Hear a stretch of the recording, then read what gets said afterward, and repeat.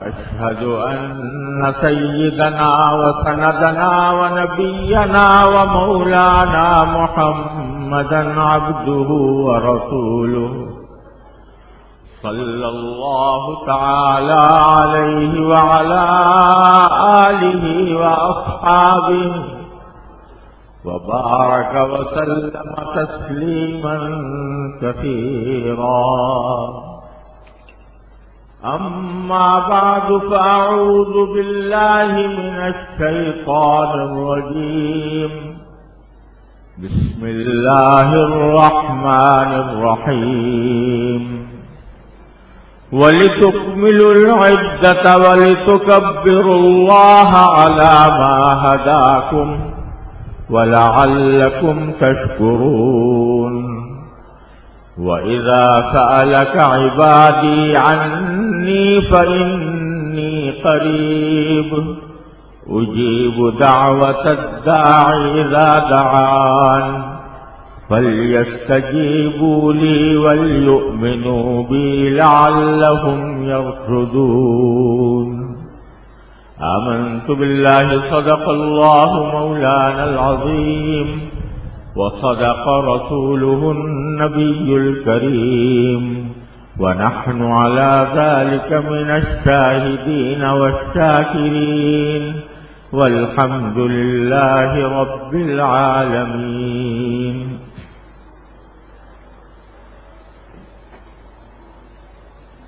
بزرگان محترم اور برادران عزیز، السلام علیکم ورحمۃ اللہ وبرکاتہ.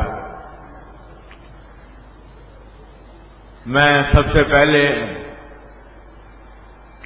آپ تمام حضرات کی خدمت میں اس عید سعید کی تہہ دل سے مبارکباد پیش کرتا ہوں. اللہ تبارک و تعالی اپنے فضل و کرم سے اس عید کو ہم سب کے لیے،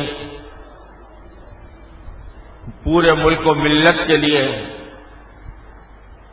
عالم اسلام کے لیے اور پوری امت اسلامیہ کے لیے برکتوں اور رحمتوں کی عید بنائے. اللہ جل جلالہ کا جتنا کرم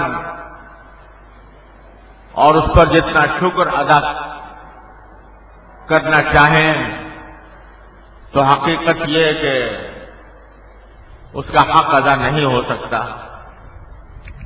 کہ اللہ تبارک و تعالی نے اپنے فضل و کرم سے ہمیں رمضان کا مقدس مہینہ عطا فرمایا. اس مہینے میں اپنے فضل و کرم سے روزے رکھنے کی، تراویح پڑھنے کی اور قرآن کریم کی تلاوت کی توفیق عطا فرمائی. اور جیسا کہ آپ حضرات کو معلوم ہے، اللہ تبارک و تعالی نے یہ عید کا دن رمضان کی عبادتوں کے انعام کے طور پر مقرر فرمایا ہے. عید کی جو رات گزری ہے اس کو حدیث میں لیلۃ الجائزہ قرار دیا گیا ہے، یعنی یہ انعام کی رات ہے. اللہ کے بندوں نے اور نبی کریم سرور دو عالم صلی اللہ علیہ وسلم کے امتیوں نے اللہ تعالی کے حکم کی تعمیل میں اور حضور نبی کریم سرور دو عالم صلی اللہ علیہ وسلم کی سنت کی اتباع میں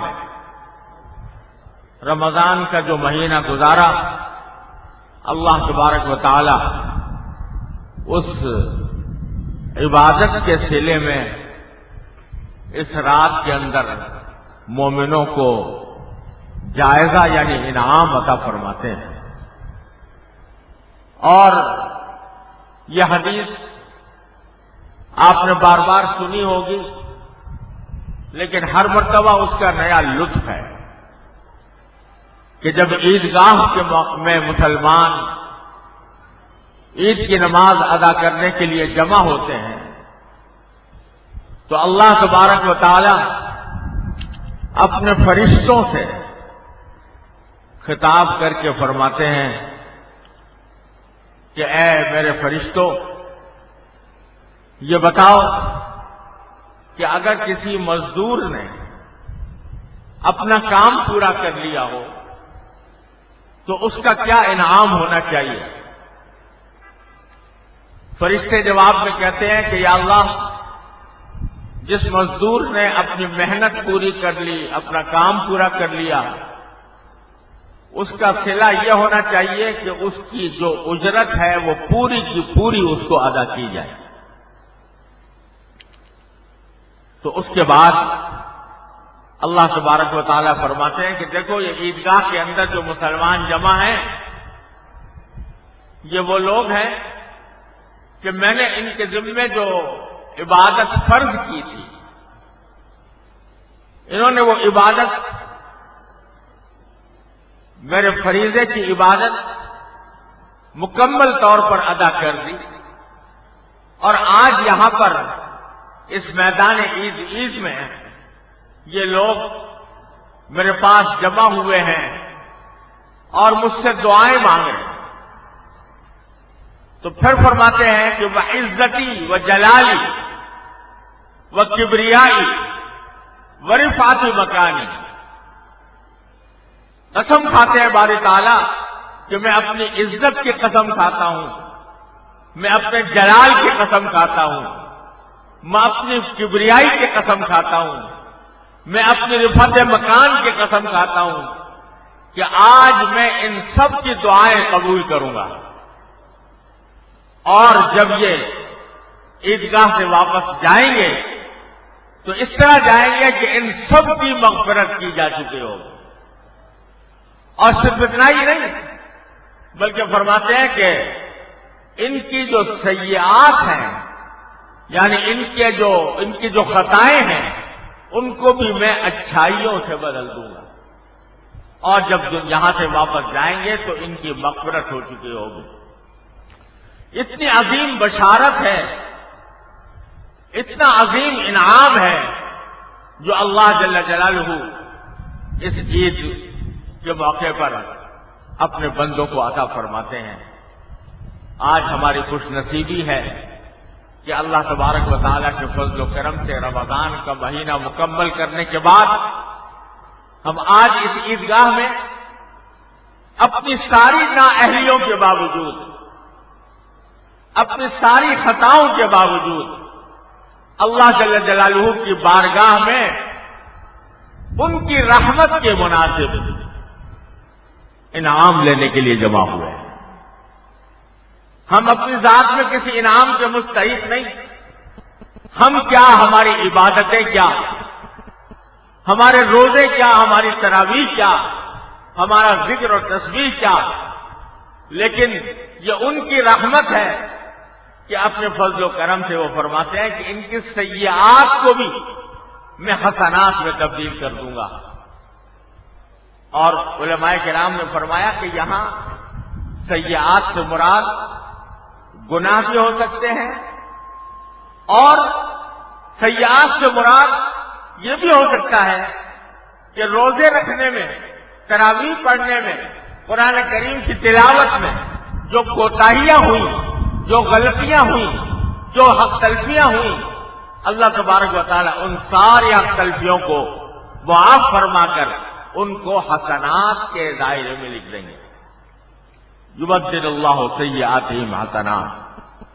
تو آج ہمارے لیے بڑی ہی خوشی کا، بڑی ہی سعادت کا اور بڑی خوش نصیبی کا دن ہے کہ اللہ تبارک و تعالیٰ نے اپنے فضل و کرم سے ہمیں انعام عطا کرنے کے لیے اس عیدگاہ میں جمع فرمایا۔ لیکن اس موقع پر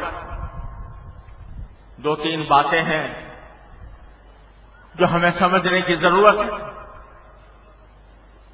پہلی بات تو یہ کہ اللہ تبارک و تعالیٰ نے یہ رمضان کا مہینہ اور اس کے بعد عید کا دن اس کام کے لیے عطا فرمایا ہے کہ سارے سال 11 مہینے تک ہم نے اپنے وجود میں جو گندگیاں جمع کی تھیں، جو نجاستیں جمع کی ہوئی تھی، اللہ تبارک و تعالیٰ اس رمضان کی بھٹی سے ہمیں گزار کر ان ناپاکیوں کو، ان گندگیوں کو صاف فرماتے ہیں، اور عید کے دن اللہ تبارک و تعالیٰ یہ فرما کر کہ میں ان سب کی مغفرت کر کے واپس بھیجوں گا، اس طرح ہم کو بنا دیتے ہیں جیسے کہ آج ماں کے پیٹ سے پیدا ہوئے، اس طرح بنا دیتے ہیں جیسے ایک میلا کپڑا، بوسیدہ کپڑا، وہ کسی دھوبی کے گھر جانے کے بعد وہ پاک صاف اور ستھرا چٹا ہو جاتا ہے، اس طرح اللہ تبارک و تعالیٰ عید کے دن مسلمانوں کو اس طرح پاک صاف اور چٹا بنا دیتے ہیں۔ تو اب دیکھنے کی بات یہ ہے کہ کپڑا جتنا صاف ہو، جتنا دھلا ہوا ہو، جتنا چمکدار ہو، اس پر کوئی داغ لگے تو وہ داغ اتنا ہی برا لگتا ہے۔ اگر ایک کپڑا میلا ہے، اس کے اوپر 10,000 داغ لگے ہوئے ہیں، ایک داغ اور لگ جائے تو وہ اتنا برا نہیں لگے گا، لیکن اگر ایک کپڑا ایسا ہے جو ابھی دھل کر آیا اور نیا اور صاف اور چٹا کپڑا ہے، اس کے اوپر ایک چھوٹا سا داغ بھی لگ جائے گا تو وہ داغ بہت برا لگے گا۔ تو آج ایک طرح سے اگر دیکھا جائے تو ہماری ایک نئی زندگی شروع ہو رہی ہے، نیا دور شروع ہو رہا ہے، زندگی کا ایک انقلاب عید کے دن سے شروع ہو رہا ہے۔ تو ہمیں اس بات کا لحاظ رکھنے کی ضرورت ہے کہ اس پاک صاف اور سفید چٹے وجود کے اوپر گناہوں کے داغ نہ لگیں، اللہ تعالیٰ کی نافرمانیوں کے داغ نہ لگیں، اور ہم جس طرح رمضان میں اللہ تبارک و تعالیٰ کے حکم کی خاطر اپنا کھانا ہم نے چھوڑ دیا تھا، پینا چھوڑ دیا تھا، جنسی خواہشات کو اللہ تعالیٰ کی وجہ سے چھوڑ دیا تھا، تو اللہ تبارک و تعالیٰ میں باقی ماندہ زندگی میں بھی اگرچہ اس نے کھانا حلال کر دیا، پینا حلال کر دیا، لیکن جو چیزیں گناہ ہیں، نافرمانی ہیں، معصیتیں ہیں، ان کو اپنی آئندہ زندگی میں اسی طرح چھوڑیں گے جیسے کہ روزے کی حالت میں ہم اللہ کے حکم کی خاطر کھانا پینا چھوڑے ہوئے تھے۔ ایک تو عظیم سبق یہ ہے جو ہمیں عید کے دن مل رہا ہے۔ دوسری ایک بات جو آج کے ماحول میں بہت ہی زیادہ اہمیت کی حامل ہے، وہ بڑی دردمندی کے ساتھ میں آپ حضرات سے عرض کرنا چاہتا ہوں۔ یہ اللہ تبارک و تعالیٰ کا فضل و کرم ہے کہ اس نے رمضان عطا فرمایا اور عید کی نماز کے لیے ہمیں اس عیدگاہ کے میدان میں مغفرت کرنے کے لیے، دعائیں قبول کرنے کے لیے جمع فرمایا، یہ اس کا فضل و کرم ہے۔ لیکن افسوس ہے کہ ہمارا رمضان اس حالت میں گزرا ہے، اور یہ ہمارا ہی نہیں بلکہ پوری امت مسلمہ عید ایک ایسی حالت میں آ رہی ہے جب ہمارا شہر، ہمارا ملک، بلکہ پورا عالم اسلام اور پوری امت مسلمہ مسائل کے جال میں پھنسی ہوئی ہے، مشکلات کے جال میں پھنسی ہوئی ہے۔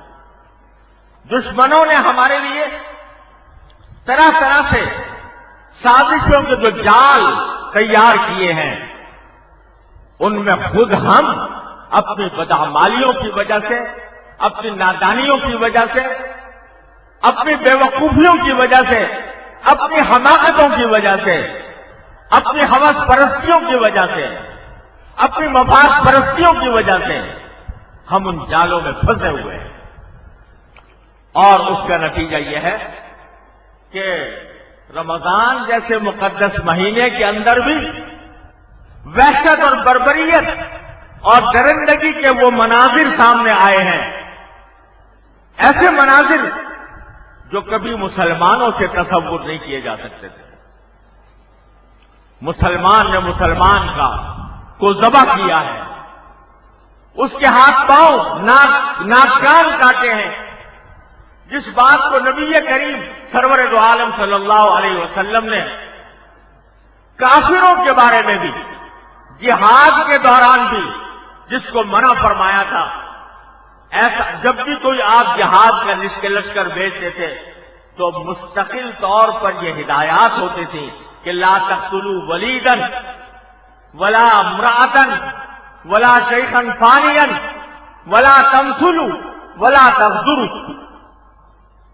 ہدایات یہ ہوتی تھی جہاد کو کافروں کے ساتھ، وہ کافر جو مسلمانوں کے اوپر ظلم و ستم توڑ رہے تھے، ان کے ساتھ جہاد کرنے کے دوران نبی کریم سرور دو عالم صلی اللہ علیہ وسلم کی ہدایت یہ تھی کہ خبردار کسی بچے کو نہ مارنا، خبردار کسی عورت کو قتل مت کرنا، کافر عورت کو، دشمنوں کی عورت کو، دشمنوں کے بچے کو قتل نہ کرنا، کسی بوڑھے کو قتل نہ کرنا، اور اگر کسی جوان کو قتل جو تمہارے مقابلے پر آیا ہوا ہے اس کو قتل کرنے کی نوبت آئے تو کبھی مسلح نہ کرنا، یعنی اس کے ہاتھ پاؤں، اس کے کوئی عضو کو، ناک کان کو، اس کے کسی عضو کو کاٹنا تمہارے لیے حرام ہے۔ کافروں کے جو دشمن ہیں، جو تلوار لے کر مسلمانوں پر ظلم و ستم پر اترے ہوئے ہیں، ان کے بارے میں بھی حکم یہ تھا کہ ان کو مسلح نہ کرنا، ان کے ہاتھ پاؤں نہ کاٹنا، ان کے ناک کان کو نہ کاٹنا۔ کافروں کے ساتھ یہ حکم تھا۔ آج اس مقدس رمضان کے مہینے میں ہم شرم سے اگر ڈوب مریں تو بھی کم ہے کہ مسلمان نے مسلمان کا مسلح کیا، مسلمان نے مسلمان کو ذبح کیا، مسلمان نے مسلمان کو گولیوں سے چھلنی کیا اور اس کو مسلح کر کے بوریوں میں بند کر کے لاشیں اس کی پھینکی۔ یہ دشمنوں کی سازش تھی جس کا ہم شکار ہو گئے ہیں، اور اس قدر شکار ہو گئے ہیں کہ اس برائی کی برائی دل سے مٹ رہی ہے۔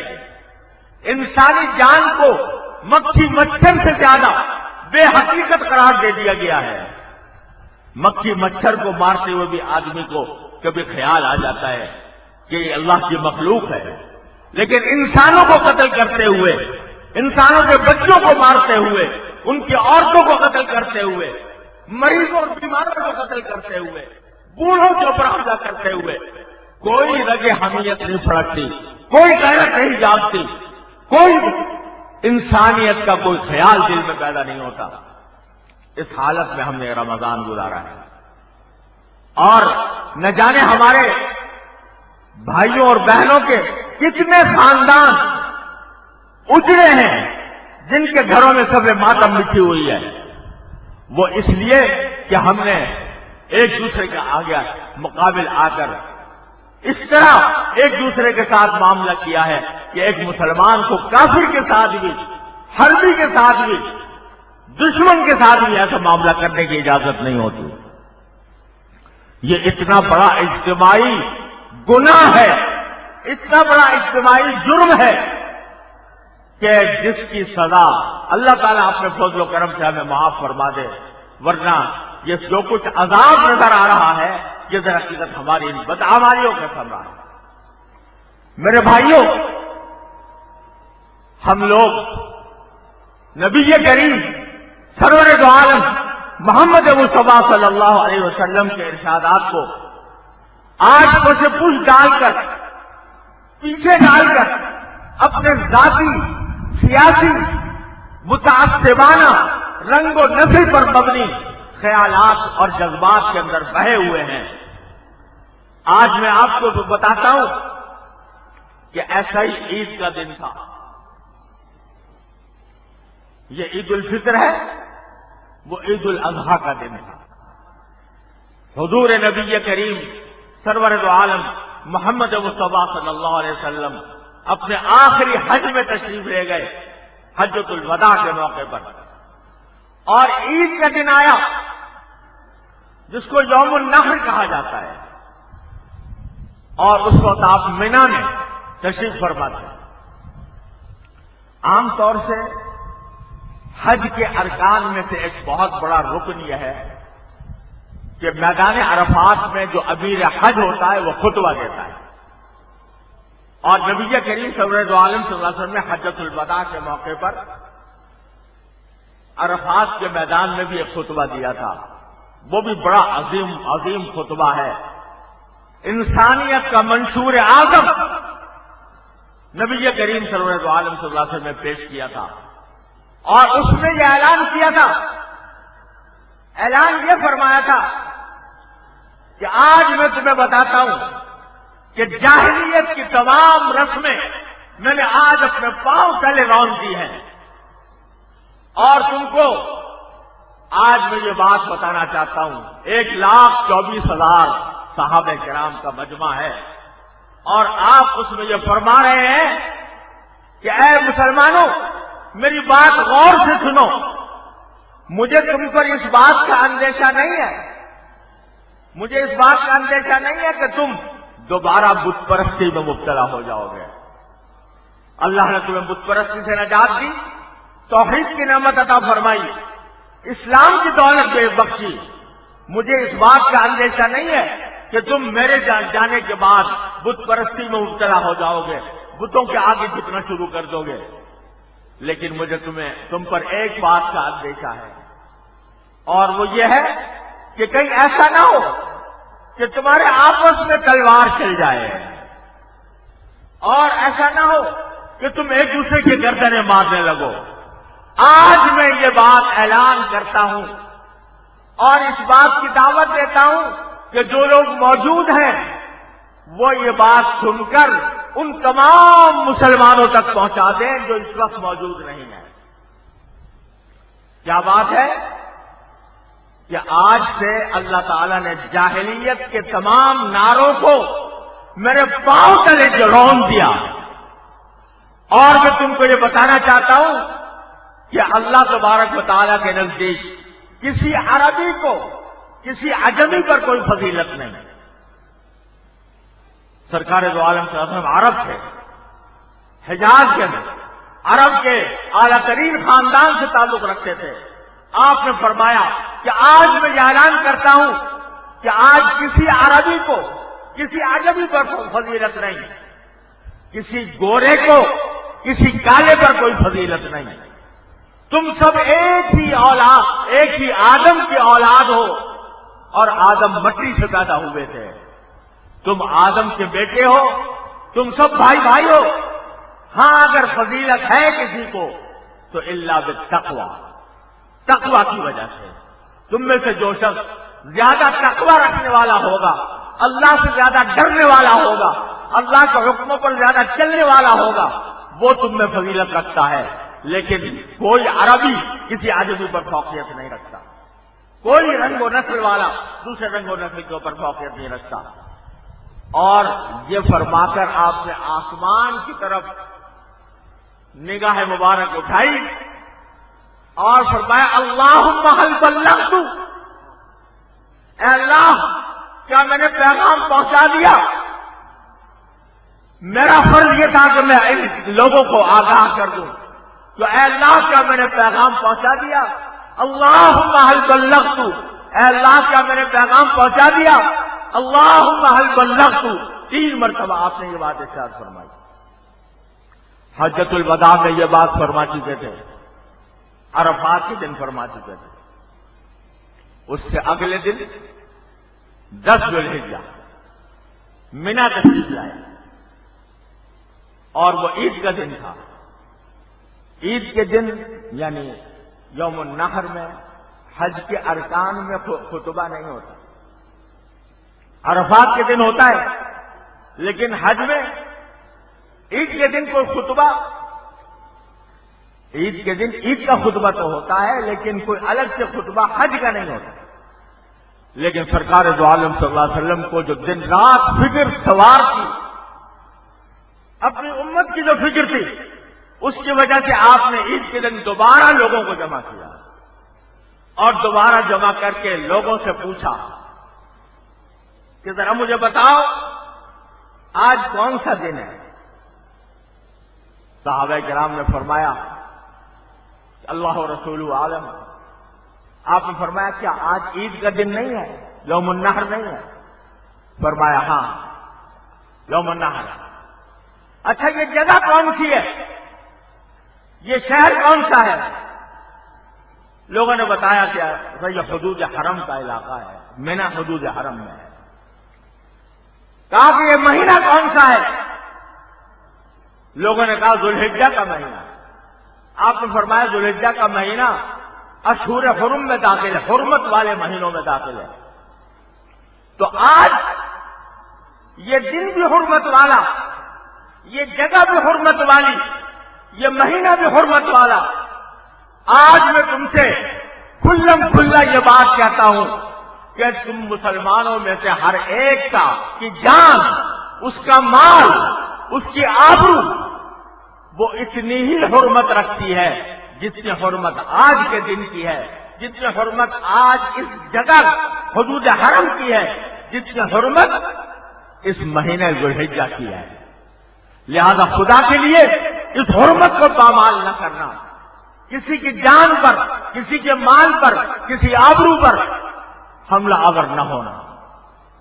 دوبارہ آپ نے اور پھر فرمایا الا فلیبلغ الشاہد الغائب. جو لوگ میری یہ بات سن رہے ہیں وہ یہ میری بات دوسروں تک پہنچا دیں.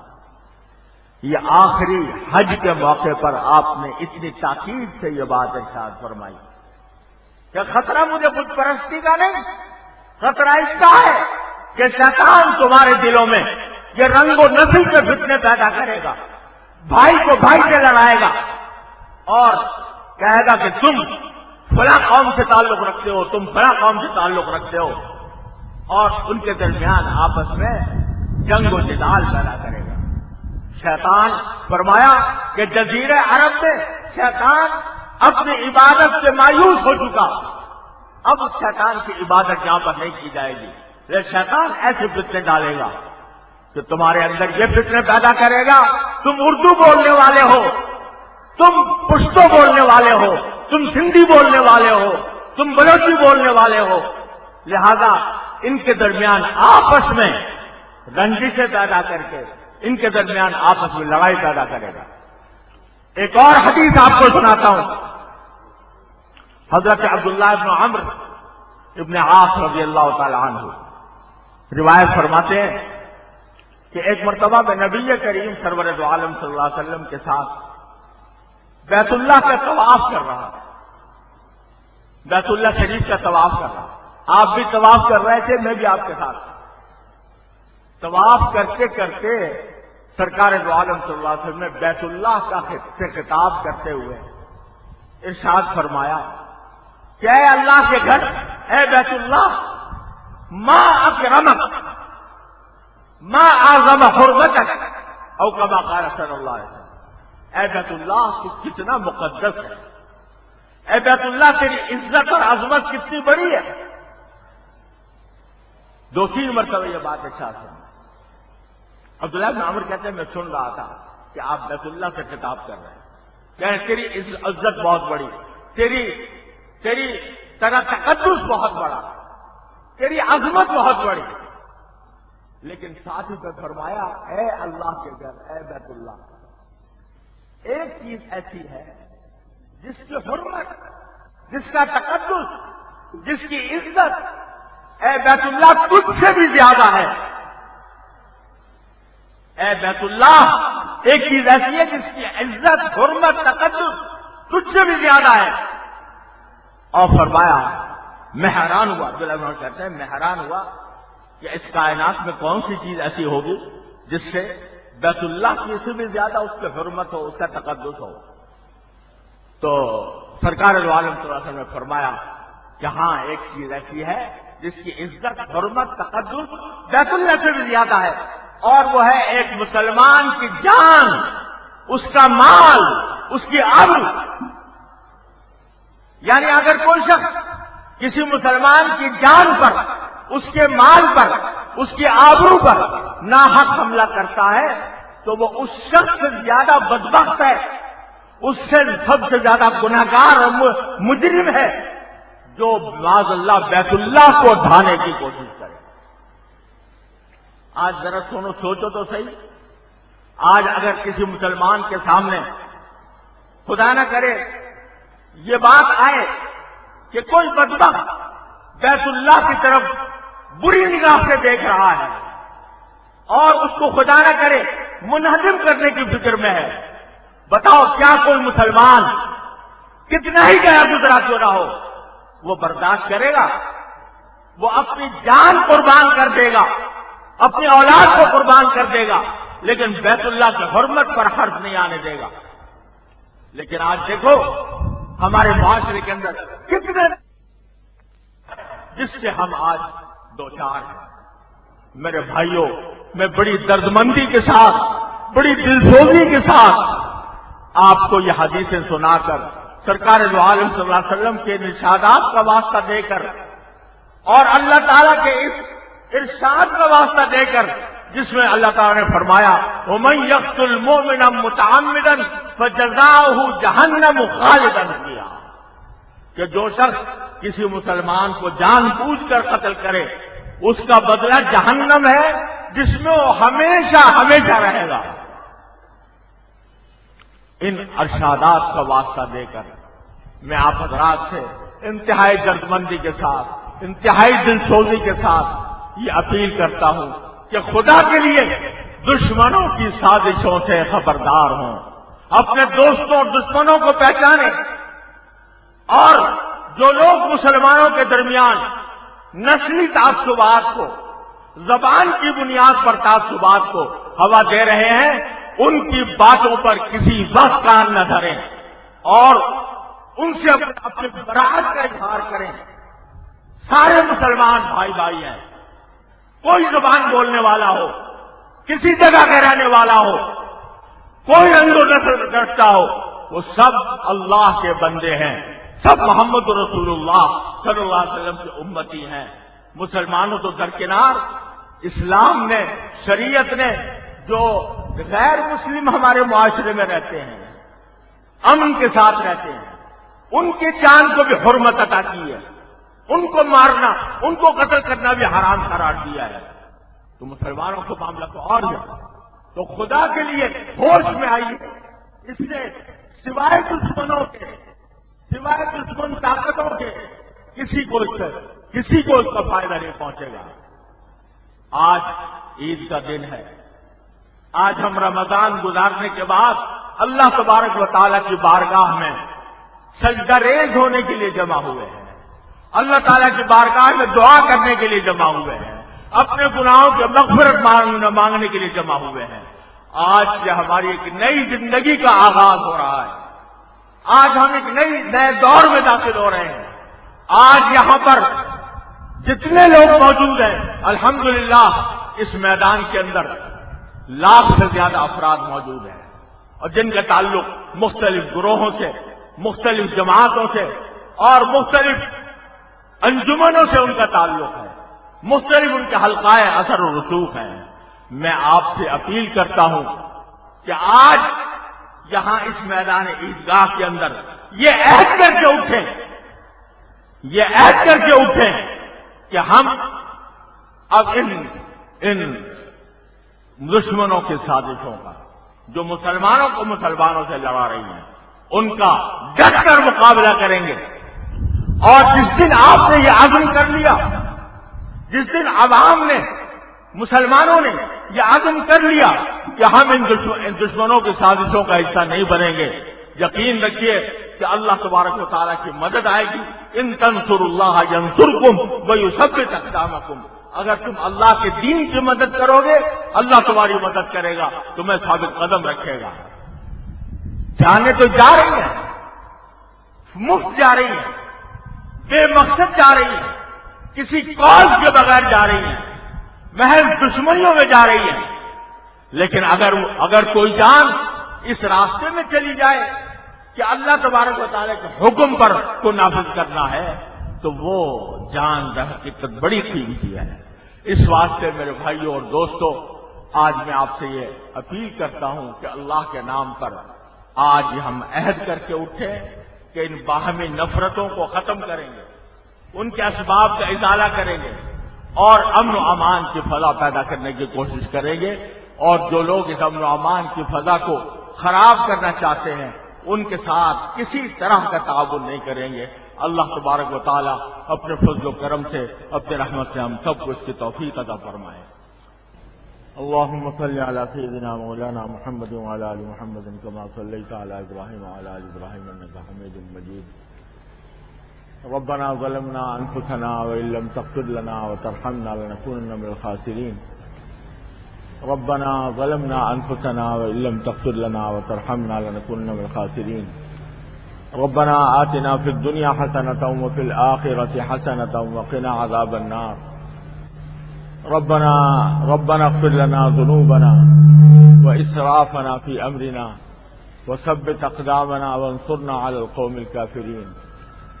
اللهم ألف بين قلوبنا وأصلح ذات بيننا، اللهم ألف بين قلوبنا وأصلح ذات بيننا واهدنا سبل السلام وجنبنا الفواحش ما ظهر منها وما بطن۔ اللهم إنا نعوذ بك من الفتن ما ظهر منها وما بطن۔ اللهم انقطع الرجاء إلا منك، نجنا مما نحن فيه وأعنا على ما نحن عليه بجاه وجهك الكريم وبحق محمد صلى الله عليه وسلم عليك آمين۔ اللهم احرسنا بعينك التي لا تنام واكنفنا بركنك الذي لا يرام۔ اللهم استر عوراتنا وآمن روعاتنا۔ اللهم اغفر للمؤمنين والمؤمنات والمسلمين والمسلمات وأصلحهم وأصلح ذات بينهم واجعل في قلوبهم الإيمان والحكمة وثبتهم على ملة رسولك وأوزعهم أن يشكروا نعمتك التي أنعمت عليهم وأن يوفوا بعهدك الذي عاهدتهم عليه۔ یا ارحم الراحمین، اپنے فضل و کرم، اپنے رحمت سے ہمارے تمام گناہوں کو معاف فرما دے۔ یا اللہ، ہم سے بہت بدعمالیاں ہوئی ہیں، اے اللہ اپنے فضل و کرم، اپنے رحمت سے معاف فرما دیجئے۔ یا اللہ، ان بدعمالیوں سے واپس آنے کی، ان پر توبہ کرنے کی توفیق عطا فرمائیے۔ یا ارحم الراحمین، یا غیاث المستغیثین، یا امان المستجیرین، یا مجیب دعوت المضطرین، اے اللہ اپنے فضل و کرم سے ہمیں رمضان المبارک کے تمام انوار و برکات اپنے فضل و کرم سے عطا فرما دے۔ یا اللہ، یا رحمان، یا رحیم، ہمارے درمیان جو بدامنی اور قتل و غارت گری کا طوفان برپا ہے، اے اللہ اپنے رحمت سے دور فرما دیجئے۔ اے اللہ، یہ ہم پر آپ کا اپنی بدعمالیوں کی وجہ سے اس کی شامت ہے، یا اللہ اپنے قہر و غضب کو ہم سے دور فرما دیجئے۔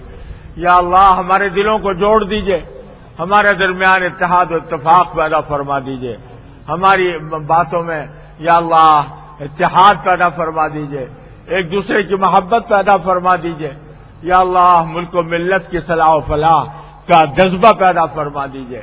یا اللہ، یا رحمان، یا رحیم، جو لوگ مظلومانہ طور پر اس قتل و غارت گری میں شہید ہوئے ہیں، یا اللہ ان کو درجات عالیہ عطا فرمائیے۔ یا اللہ ان کے خاندانوں کو، یا اللہ ان کے خاندانوں کو صبر جمیل اور اجر جزیل عطا فرمائیے۔ یا اللہ ہمیں حکومت عادلہ عطا فرمائیے۔ یا اللہ ہمیں حکومت عادلہ عطا فرما دیجئے۔ یا اللہ ہمارے گناہوں کو معاف فرما دیجئے۔ اے اللہ ہماری مکمل مغفرت فرما دیجئے، ہماری شامت اعمال کو دور فرما دیجئے۔ یا اللہ ہم سے راضی ہو جائیے۔ اللہم لک العتبی حتی ترضی۔ اللہم انا نعوذ برضاک من سخطک وبمعافاتک من عقوبتک ونعوذ بک منک لا نحصی ثناء علیک۔ اے اللہ ہم سے راضی ہو جائیے، اپنے فضل و کرم سے راضی ہو جائیے، ہماری بدعمالیوں کو معاف فرما دیجئے۔ اے اللہ ہمیں اپنے اصلاح کی توفیق عطا فرما دیجئے۔ یا اللہ ہمارے درمیان محبت، اتحاد و اتفاق پیدا فرما دیجئے، بدامنی کو دور فرما دیجئے، بے دینی کو دور فرما دیجئے۔ یا اللہ حکومت عادل عطا فرمائیے، پاکستان کو ترقی اور استحکام عطا فرمائیے۔ یا اللہ یہ بہت بڑی نعمت آپ نے عطا فرمائی تھی، لیکن ہم نے اپنی شامت اعمال سے اس کو خراب کیا ہوا ہے۔ اے اللہ ہمیں اس کو دوبارہ ایک خوشحال اسلامی فلاحی حکومت اور مملکت بنانے کی توفیق عطا فرمائیے۔ یا اللہ تمام حاضرین کو ان کے تمام جائز مقاصد میں کامیابی عطا فرما۔ اے اللہ ہم میں جو لوگ بیمار ہیں، ہمارے متعلقین میں جو لوگ بیمار ہیں، انہیں شفائے کامل عاجل عطا فرما۔ جو تنگ دست ہیں ان کے تنگ دستی کو دور فرما۔ جو مقروض ہیں ان کے قرضوں کی ادائیگی کا سامان فرما۔ جو بے اولاد ہیں اے اللہ ان کو صالح اولاد عطا فرما۔ یا اللہ یا رحمان یا رحیم جو اپنے بچوں کے لیے رشتوں کی تلاش میں ہیں اے اللہ ان کے اچھے رشتے عطا فرما دیجیے۔ یا اللہ جو بدامنی کی وجہ سے پریشان اور بے روزگار ہیں یا اللہ ان کو حلال روزگار عطا فرما۔ یا اللہ بدامنی کو دور فرما دے۔ اللہم یا ارحم الراحمین تقبل توبتنا واغسل حوبتنا واجب دعوتنا وثبت حجتنا وسدد السنتنا۔ یا ارحم الراحمین تمام عالم اسلام کے مسلمانوں کی مشکلات کو دور فرما دیجیے، دشمنوں کے سازشوں سے، دشمنوں کے خطرات سے اے اللہ ہماری حفاظت فرمائیے، پورے عالم اسلام کی حفاظت فرمائیے۔ اللہم انا نسألک من خیر ما سألک منہ عبدک ونبیک سیدنا محمد صلی اللہ علیہ وسلم ونعوذ بک من شر ما استعاذک منہ سیدنا ومولانا محمد صلی اللہ علیہ وسلم۔ ربنا تقبل منا انك انت السميع العليم وتب علينا انك انت التواب الرحيم، وصلى الله تعالى على خير خلقه سيدنا ومولانا محمد وعلى آله واصحابه اجمعين، آمين برحمتك يا ارحم۔